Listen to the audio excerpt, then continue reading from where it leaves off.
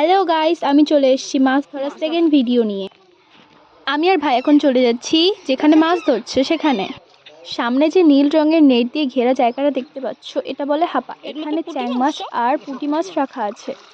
অনেকে আবার চ্যাং মাছকে ল্যাটা মাছ বলেও চেনে, কিন্তু আমাদের গ্রামে এটিকে চ্যাং মাছ বলেই চেনা হয়। আর বলে রাখি, অনেকে হয়তো হাপা চেনো না বা জানো না কি জিনিস। এটা হলো একটি নেটের তৈরি খাঁচা বা ঘেরা মতন জিনিস। এখানে মাছ ধরে রাখা হয়। এখান থেকে মাছ পরে ধরে বাজারে বিক্রি করা হয়। তোমরা সামনে দেখতে পাচ্ছ এখানে মাছ ধরার কাজ অনেকক্ষণ আগেই শুরু হয়ে গেছে। বান্ধবী ফোন করবে, ফোন করলে বেরো। এখানে সবাই মিলে মাছগুলোকে অল্প অল্প করে হাঁড়িতে করে অন্য একটি হাপায় সংরক্ষণ করার জন্য নিয়ে যাচ্ছে। ওই যে আর মাছ ধরা দেখতে দেখতে খেয়াল করলাম যে পুকুরে অনেকগুলো মাছ ভেসে বেড়াচ্ছে, ছোট ছোট মাছ, তার মধ্যে কিছু বড় মাছও আছে। ওগুলো হয়তো পোনা মাছ বা সিলভার কাপ হতে পারে। এই কাদা ভর্তি উঁচু মতন জায়গাটা দেখতে পাচ্ছ, এই জায়গাটায় দুটো পুকুরকে আলাদা করে রাখে।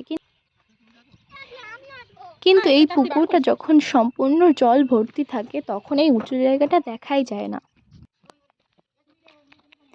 আমি ভিডিও করতে করতে যখন আগে হাঁটছিলাম তখন পিছন দিক থেকে আমার ভাই স্লিপ খেয়ে পড়ে যায় নৌকার উপরে। চলো এবার ভাইকে তুলে বাড়ির দিকে যাওয়া যাক। সামনে যে মন্দিরটা দেখতে পাচ্ছ, এটা হলো শ্মশানকালী মন্দির। এখানেই বাবা আর মা রাত্রেবেলা পাহারা দেওয়ার জন্য থাকে।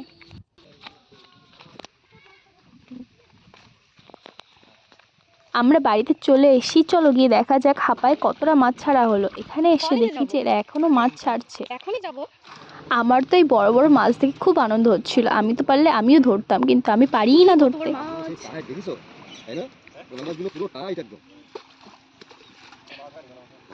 এরা সব মাছগুলোকে হাঁপায় ছাড়া শেষ করুক। ততক্ষণের জন্য টাটা, বাই বাই। দেখা হবে নেক্সট ভিডিওতে। ততক্ষণের জন্য চ্যানেলটিকে সাবস্ক্রাইব করে দাও।